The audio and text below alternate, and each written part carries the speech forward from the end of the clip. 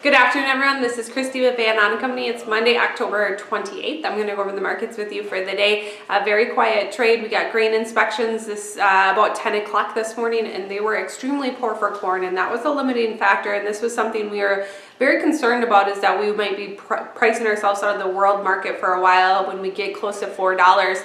So we need to justify while we're at this price. And so until we can confirm lower yields or poor production, we need to find some sort of way to drum up some business. And right now we are just not doing that. Grain inspections for corn came in at around 380,000. We need to be shipping about 1 million metric ton of corn a week to meet our export number that USDA has plugged in there. So we are very far behind it. In fact, the 5-year average, we are below half of what we should be, or on the 5-week average of what we're shipping for corn. So we're very far behind. We need a kick in the gear there. But until then, it seems like corn's really relying on more of a technical trade to find some support. You were down 2 3/4 today. Wheat complex 6 to 9 cents lower across the board. And you know, soybeans have the optimism around them with a trade deal.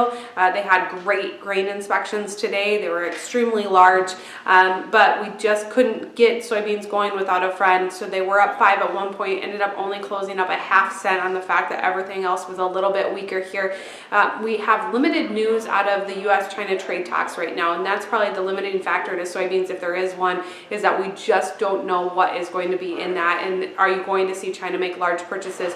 It did come out today that they have agreed upon some part of the partial trade deal for phase 1, and that included us opening or them opening up so we can send U.S. poultry to them.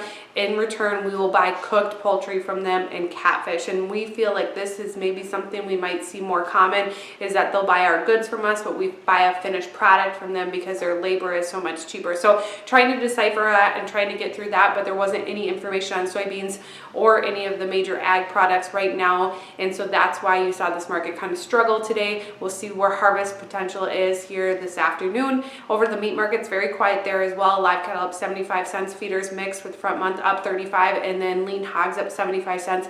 Outside markets were pretty quiet as well. Crude oil slightly lower, US dollar about steady. Dow market though having a good push today on the positive optimism that a partial deal can be reached. Hopefully they will sign it here mid-November, and so you saw the Dow up over 150 points today. I do have to close with the disclaimer: trading futures and options involves risk loss and is not suitable for all producers. This is a solicitation. Have a great day.